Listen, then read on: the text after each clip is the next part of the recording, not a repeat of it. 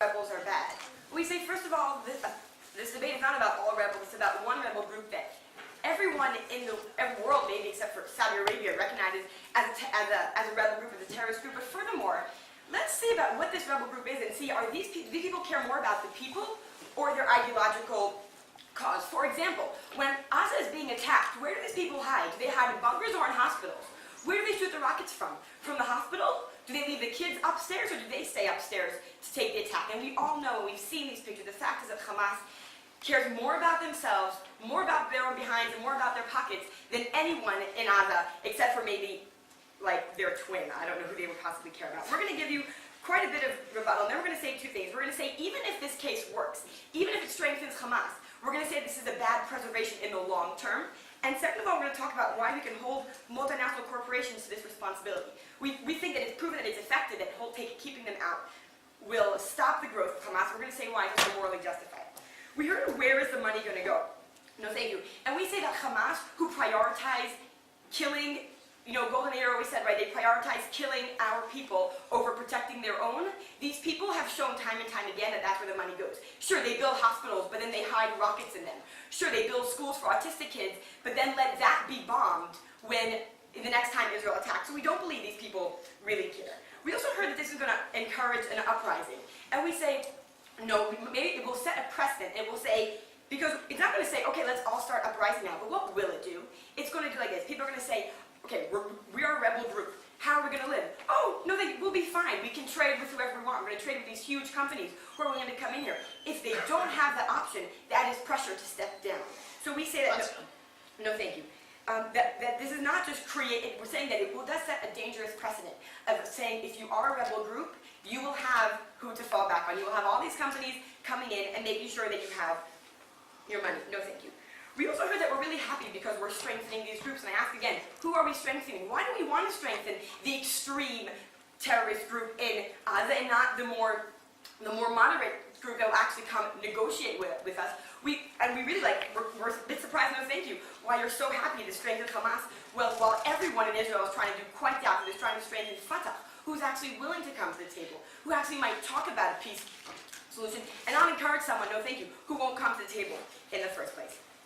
The last thing we heard, and this was new from Hugh, we say that there's economic incentive to win. And we say, unfortunately, there is plenty incentive to win already. And we say what we're trying to do is do the opposite. We're saying, listen, right now, no thank you. Right now, we heard that the situation in Gaza is so bad. We're saying right now, you have to decide. You can either continue fighting and you will lose because you don't have the money to support you, or we can say, you know what, here's the money, keep thinking about it for a while longer.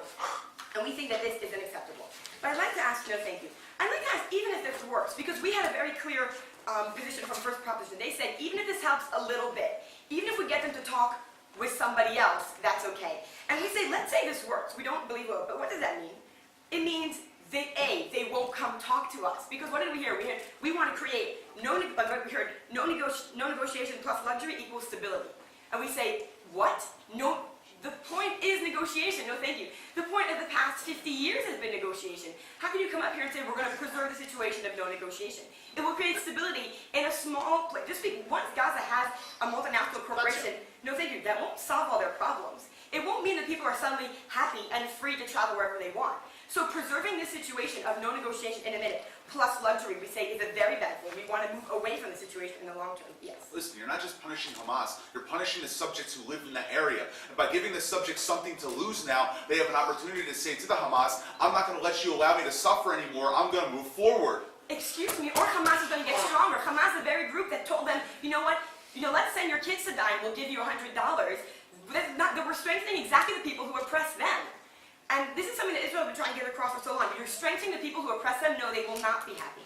So we don't accept that. But we also heard that a small benefit is enough. We heard if there's, let's say, a 10% decrease or some percent decrease in terrorist attacks, that's enough. No, thank you. And we say no. Why is that not enough? Because the proposition has taken it upon themselves to preserve a situation. And they said, if we have slightly less terrorist attacks, we're going to say, okay, that's okay with us. No, thank you.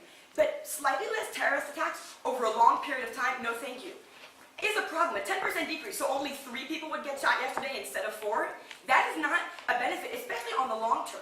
For short term, it's okay. But if you plan to preserve this situation of slight benefit, we say that is absolutely unacceptable. No, thank you. So just to summarize this point, we said you are trying to preserve a situation that is maybe, no thank you, maybe a tiny bit better, but you have created the circumstances for this situation to continue for a very long period of time. And if that continues, then we will have no way to actually get to a better situation. If we create a stable, bad environment, there is no way to move on to a better environment. No thank you. But we also would like to talk about why we can use these corporations as a political tool. We've heard why it'll work from first proposition, and we want to say no thank you. Why it's justified to say to companies, we're using you as our political tools. Besides the fact that it's legal, but if everything went by legal, there wouldn't be much debate anyway.